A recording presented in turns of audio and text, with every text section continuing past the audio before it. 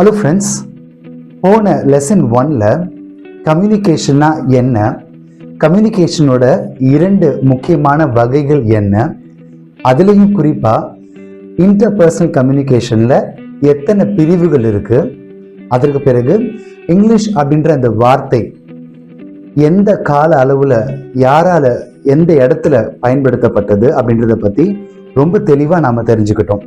ஒருவேளை நீங்கள் நம்முடைய இந்த ஃப்ரீ கம்யூனிகேட்டிவ் இங்கிலீஷ் கோர்ஸில் ஆல்ரெடி கம்ப்ளீட் பண்ண லெசன் 1 இன்னும் நீங்கள் பார்க்காம இருந்தீங்கன்னா டிஸ்கிரிப்ஷனில் அதற்கான லிங்க் கொடுத்துருக்கேன்.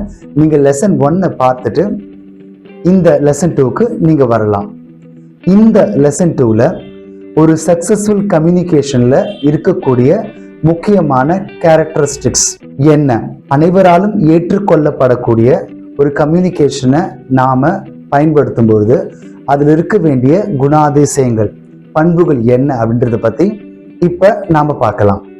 ஸோ கம்யூனிகேஷன் அப்படின்னு சொல்லும் பொழுது நாம் நினைக்கிற எண்ணங்களையும் சிந்தனைகளையும் கருத்துக்களையும் நாம் எவ்வாறு புரிஞ்சுக்கிட்டு இருக்கோமோ, நாம் எவ்வாறு நினைக்கிறோமோ அதை போலவே பிறருக்கு, ஒரு நபர் அல்லது ஒரு குழுவிற்கு அல்லது அதிகப்படியான மக்களுக்கு தெரியப்படுத்துவது. அந்த மக்கள், அந்த நபர், அந்த குழு நாம் நினைத்தவாறே நாம் பரிமாறிய அந்த தகவலை புரிந்து கொள்ளும் பொழுது கம்யூனிகேஷன் சக்ஸஸ்ஃபுல்லாக மாறும் அப்படின்றத பற்றி நம்ம பார்த்துருந்தோம்.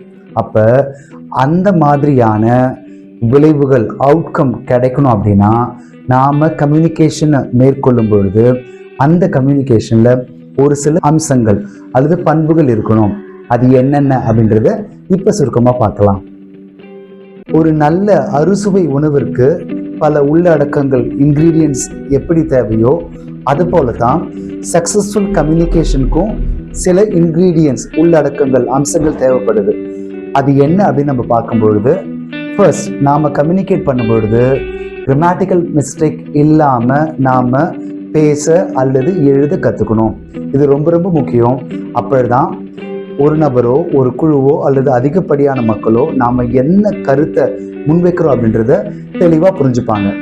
நாம் எல்லாரும் குழந்தைகளாக இருக்கும்பொழுது சில நேரங்களில் லாங்குவேஜை புதுசாக கற்றுக்கும் பொழுது எந்த மொழியாக இருந்தாலும் சில தவறுகள் செய்திருக்க நிறைய வாய்ப்பு இருக்குது. ஒரு உதாரணத்துக்கு ஒரு குழந்தை இப்படி சொல்லுதுன்னு வச்சுக்கலாம், நீங்கள் நேற்று நாளைக்கு சாப்பிடுவீங்க தானே. இந்த மாதிரி நேற்று அப்படின்னு சொல்லும் பொழுது கடந்த காலம், நாளைக்கு அப்படின்னு சொல்லும் பொழுது எதிர்காலம், சாப்பிடுவீங்க தானே அப்படின்னு சொல்லும் பொழுது ஒரு செயல் இன்னுமே ஆரம்பிக்கப்படலை. அப்போ நேற்று அப்படின்னு ஒரு கால அளவு வெளிப்படுது, நாளைக்கு அப்படின்ற ஒரு ஃபியூச்சரிஸ்டிக் கால அளவு வெளிப்படுதுன்னு பொழுது குழந்தை என்ன சொல்ல வர அப்படின்றத நாம் புரிஞ்சுக்க நிறைய முயற்சி எடுக்கணும். ஒரு குழந்தை இவ்வாறு பேசும்பொழுது அது ஓகேவா இருக்கலாம்.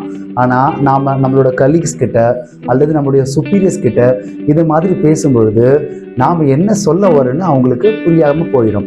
அதனால நாம் பேசும்பொழுது ஆங்கிலத்தில் கிராமட்டிக்கல் மிஸ்டேக்ஸ் இல்லாமல் பேசும்பொழுது ஏறக்குறைய 50% மேலே நாம் நினைத்த கருத்துக்களை தெளிவாக பிறருக்கு புரிய வச்சிடலாம். இரண்டாவது இன்க்ரீடியன்ட் என்னன்னு பார்த்தீங்கன்னா கனெக்டிங் சின்சியர்லி, உள்ளார்ந்து ஆத்மார்த்தமா அல்லது ரொம்ப ஜெனுவனா நாம பிறரோடு கனெக்ட் பண்ணணும். சில நேரங்களில் அலுப்பு தட்டும். பொதுமக்களை சந்தித்து சேவை புரியக்கூடிய பொதுத்துறை நிறுவனங்கள் அல்லது தனியார் நிறுவனங்களில் பணி செய்யக்கூடிய நிறைய பேருக்கு பேர்ன் அவுட் அப்படின்ற ஒரு விஷயம் ஏற்பட வாய்ப்பு இருக்கு.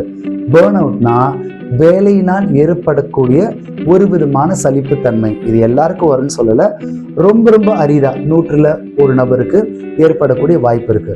அப்போ என்ன ஆகும், அந்த மாதிரி சூழ்நிலையில பொதுமக்கள், ஒரு அதிகமாக படிக்காதவர்கள் திரும்ப திரும்ப ஒரே விதமான விஷயங்களையே கேட்கும் பொழுது சலிப்போடு நாம் பதில் சொல்ல வாய்ப்பு இருக்கு. அப்போ என்ன பண்ண மாட்டோம்னா அவர் இடத்திலிருந்து நாம் புரிந்து கொள்ள முயற்சி செய்ய மாட்டோம்.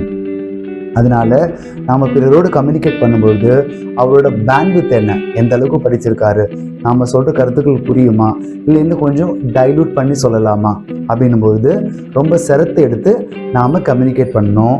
இதை நாம் எம்பத்தி அப்படின்னு கூட புரிஞ்சுக்கலாம்.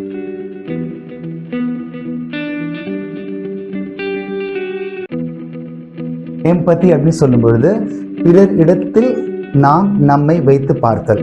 அப்போ ஒரு கிளாரிட்டி கிடைக்கும் இல்லையா? சரி, பாவம் அவங்க இந்த பஸ் எப்போ புறப்படுன்னு எதிர்பார்க்குறாங்க, வீட்டில் எல்லாரும் போயிட்டாங்க, இவங்க மட்டும் கடைசி பஸ்ஸுக்காக வெயிட் பண்ணிட்டு இருந்து லேட்டாக போகிறாங்க, அதனால கொஞ்சம் பக்குவமாக நம்ம சொல்லலாம் அப்படின்னு நம்ம சொல்லும் பொழுது அவருடைய சிரமத்தை நாம் கண்டுணர்ந்து அவரிடத்துல நாம் இருந்தாலும் இப்படிப்பட்ட கேள்வி தானே கேட்போம் அப்படின்னு நம்ம நினைக்கும் பொழுது அங்கே நாம் எம்பத்தியை பயன்படுத்துகிறோம். ஸோ இரண்டாவது முக்கியமான விஷயம், we need to connect sincerely, அல்லது பிறரிடத்தில் நம்மை வைத்து பார்த்து நமக்கு இவ்வாறு சொன்னால் புரியும் இல்லையா அப்படின்றத நினச்சி பார்த்து மற்றவங்களோடு தொடர்பு கொள்ளும்பொழுது அது கொஞ்சம் எளிமையாகவும் இருக்கும், அதிகமான சக்ஸஸை நமக்கு கொடுக்கும். மூன்றாவது என்னன்னு பார்த்தீங்கன்னா உடல் மொழி அல்லது பாடி லாங்குவேஜ். இது என்ன சொல்லுவாங்க அப்படின்னா, வார்த்தைகள் அல்லாமல் அசைவுகளினால் சில கருத்துக்களை நாம் நிலைநாட்டுறோம். We are establishing some of our thought process through non-verbal methods as well, through gestures and our eye movement. இந்த பாடி லாங்குவேஜ்னு சொல்லும்பொழுது ஏற்புடையத்தக்க விதத்தில் மட்டும்தான் இருக்கணும். அதாவது அதிகப்படியான பாடி லாங்குவேஜும் இட் பி கவுண்டர் ப்ரொடக்டிவ், அது எதிர்மறையான விஷயங்களை கூட நமக்கு செய்யலாம். அதே நேரத்தில் பாடி லாங்குவேஜே இல்லாமல் கல் மாதிரி கையை கட்டிட்டு தலையை கூட அசைக்காமல் அப்படியே மொனாட்டனஸாக பேசுகிறதும் தவறு தான். அதனால் ஏற்புடைய பாடி லாங்குவேஜ் சிச்சுவேஷனுக்கு தகுந்த மாதிரி நாம் யார்கிட்ட பேசுகிறோம், அது ஒரு ஹெட்ரோஜினியஸ் குரூப்பாக, ஆண்களும் இருக்காங்க பெண்களும் இருக்காங்க, டீனேஜ் ஸ்டூடெண்ட்ஸ்லேருந்து பெரியவங்க வரைக்கும் அடல்ட்ஸ் வரைக்கும் இருக்காங்கன்னா அந்த மாதிரி குரூப்பில் நாம் ரொம்ப அப்ராப்ரியேட் ஆன பாடி லாங்குவேஜ் தான் பயன்படுத்தணும். எக்ஸசிவான body language will be very counterproductive. நான்காவது முக்கியமான அம்சம் ஒரு சக்ஸஸ்ஃபுல் கம்யூனிகேஷன் என்ன அப்படின்னு பார்த்தீங்கன்னா டொனாலிட்டி. டோன் அப்படின்னு நம்ம சொல்லும் பொழுது நாம் பேசுகிற விதம் மட்டுமல்ல, ஒரு இமெயில் போடும் பொழுதும் அல்லது ஒரு வாட்ஸ்அப் மெசேஜ் நம்மளோட கலீக்ஸ்க்கு நம்ம அனுப்புகிறோம் அந்த சூழ்நிலையாக இருக்கலாம், அல்லது ஏதோ ஒரு சூழ்நிலைக்காக எழுத்து மூலமாக ஒரு ரிமைண்டரை நம்மளுடைய கிளைண்ட்க்கு அனுப்ப வேண்டிய சூழ்நிலை ஏற்பட்டாலும் சரி, அந்த வார்த்தைகள் ஓசை மூலமாகவும் எழுத்துக்கள் மூலமாகவும் எப்படிப்பட்ட டோனாலிட்டியை காண்பிக்குது. ஒரு சின்ன உதாரணம் சொல்லணும் அப்படின்னா, நான் பணத்தை எடுக்கல, நான் பணத்தை எடுக்கல, நான் பணத்தை எடுக்கல. முதல்ல நான் சொல்லும் பொழுது நான் அப்படின்ற ஒரு வார்த்தையில நான் ஸ்ட்ரெஸ் போட்டு சொன்னேன். அப்போ அதற்கான மீனிங் என்னன்னா, நான் பணத்தை எடுக்கல. ஒருவேளை என்னோட கிளாஸ்மேட் எடுத்திருக்கலாம், ஒருவேளை வேற யாரும் எடுத்திருக்கலாம், கண்டிப்பா நான் எடுக்கல. அப்போ நான்ல ரொம்ப அழுத்தி சொல்லும் பொழுது நான் எடுக்கலப்பா. அடுத்தது நான் பணத்தை எடுக்கல.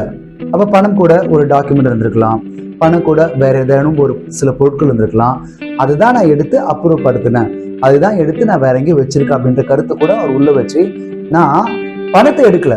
அப்போ ரெண்டாவது சென்டென்ஸ்ல ரெண்டாவது வார்த்தையில நான் என்ன பண்றேன், ஸ்ட்ரெஸ் பண்ணி சொல்றேன். மூணாவது நான் பணத்தை எடுக்கல அப்படின்னு சொல்லும்போது என்ன ஆகுதுன்னா, நான் திருடல அல்லது அந்த பணத்தை நான் எடுத்துக்கல, அந்த பணத்தை எடுத்து வேற இடத்துல மாற்றி வச்சிருக்கேன், இல்லை அந்த பணத்தை எடுத்து முதலாளியோட மனைவி கிட்ட நான் கொடுத்துட்டேன், ஸோ நான் திருடன் இல்லை, நான் பணத்தை எடுக்கவே இல்லை அப்படின்ட்டு தான் அர்த்தமாகும். திருப்பி அந்த மூணுத்தையும் நம்ம பார்க்கலாமா? நான் பணத்தை எடுக்கல, அப்போ நான் இல்லை வேற ஒரு நபராக இருக்கலாம், கண்டிப்பா நான் செய்யல. அடுத்தது நான் பணத்தை எடுக்கல, ஸோ அப்போ வேற சில பொருட்களை அப்படின்ற ஒரு அர்த்தமாகுது. மூன்றாவது நான் பணத்தை எடுக்கல, ஸோ நான் கையாடல் செய்யல, திருடல அல்லது சுயநலத்துக்காக பயன்படுத்தல, வேற ஏதோனும் செயலை செஞ்சிருக்கேன், எங்கேயும் எடுத்து வச்சிருக்கேன், யார்கிட்டயும் கொடுத்துருக்கேன் அப்படின்றது அர்த்தமாகும். அதனால நாம பேசும்பொழுதும் சப்தம் ஓரலாக நம்ம பேசும்பொழுதும் அல்லது வாட்ஸ்அப் மெசேஜா இமெயிலா அல்லது ஒரு எழுத்துப்பூர்வமான கடிதம் அல்லது ஒரு கம்யூனிகேஷனாக இருந்தாலும் கூட எப்படிப்பட்ட டொனாலிட்டியை பயன்படுத்துன்றது ரொம்ப முக்கியம். ஃபார் எக்ஸாம்பிள், நம்ம கிளைண்ட்க்கு நாம் என்ன பண்ணியிருப்போம்னா கிரெடிட்டில் ஒரு சில பொருட்களை கொடுத்துருப்போம். அப்போது 30 days கிரெடிட் டைம் இருந்திருக்கும், 35 days ஆச்சு, கிளைண்ட் ஒன்றும் பே பண்ணல. So first reminder letter following up the outstanding credit அப்படின்னு நம்ம சொல்லும் பொழுது ஒரு நல்ல டொனாலிட்டி இருக்கணும். Okay, hello Jai, we are very sure that you have been very happy with the latest dispatch we have made. If there is anything that you would like to share as your feedback, please let us know.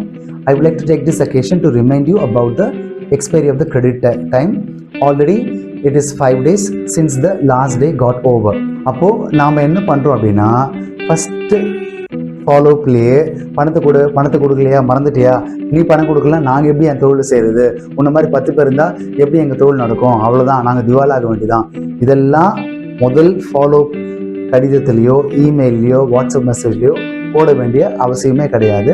So இதுதான் நம்ம டொனாலிட்டின்னு சொல்கிறோம். ஒருவேளை 4-5 முறை நம்ம follow பண்ணிவிட்டு கிளைண்ட்டை அதுக்கப்புறமும் தரலன்னா அப்போ நம்மளோட டொனாலிட்டி வந்து வேறு மாதிரியாக இருக்கணும். அப்போது நாம் பேசும்பொழுதும் எழுத்து மூலமாகவும் நாம் நம்முடைய கருத்துக்களை தெரிவிக்கும் பொழுது சூழ்நிலைக்கு ஏற்றவாறு நம்முடைய டோன் அதுவும் இருக்கணும்.